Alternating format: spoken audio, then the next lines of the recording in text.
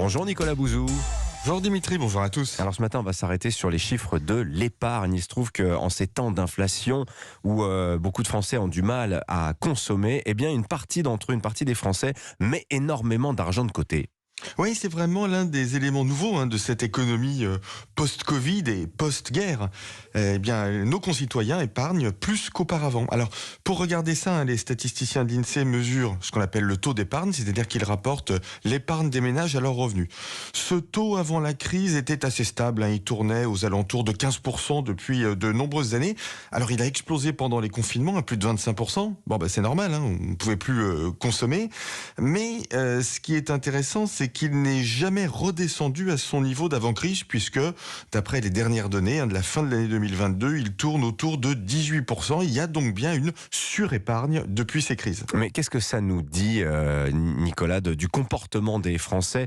Je disais tout à l'heure que la psychologie joue un rôle en économie. Qu'est-ce que ça révèle de la psychologie des Français ? Vous avez raison, mais déjà ce que ça montre, c'est que les revenus, en réalité, continuent d'augmenter. C'est-à-dire qu'un certain nombre de nos concitoyens ont les moyens d'épargner parce que les salaires augmentent. Alors certes, pas autant que l'inflation, mais il y a aussi eu des baisses d'impôts, la baisse de la taxe d'habitation et puis beaucoup d'aides publiques. Du coup, les revenus augmentent, l'inflation inquiète, c'est le facteur psychologique auquel vous faites allusion, Dimitri. Eh bien, du coup, les Français essaient, et ils ont les moyens de mettre un petit peu d'argent de côté. Malgré tout, c'est pas une très bonne nouvelle pour l'économie, parce que de l'argent qu'on met de côté, c'est de l'argent qu'on dépense pas. C'est clair, d'ailleurs on voit que la consommation diminue, y compris dans l'alimentation. En fait, on a un peu l'impression que les Français anticipent la fin des aides, la fin du quoi qu'il en coûte. On imagine même qu'ils attendent parfois des augmentations d'impôts qui vont leur coûter cher. Au fond, l'État distribue des aides et les ménages les mettent de côté parce qu'ils voient bien que cette politique n'est pas tenable dans le temps, parce qu'elle met la dette publique sur une trajectoire insoutenable.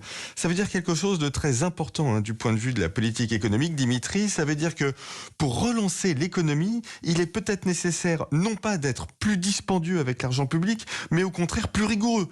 Tout simplement pour rassurer nos concitoyens sur l'avenir des finances publiques et de la dette. En d'autres termes, si on veut que les Français dépensent, il ne faut plus distribuer de l'argent à l'aveugle, mais au contraire faire désormais preuve de rigueur. Ça, c'est totalement contre-intuitif. Merci beaucoup, Nicolas Bouzou. Je précise que la consommation des ménages, c'est plus de la moitié de la création de richesse chaque année. Plus de la moitié du PIB. Merci à vous. À demain. À demain, 7h22 sur Europe.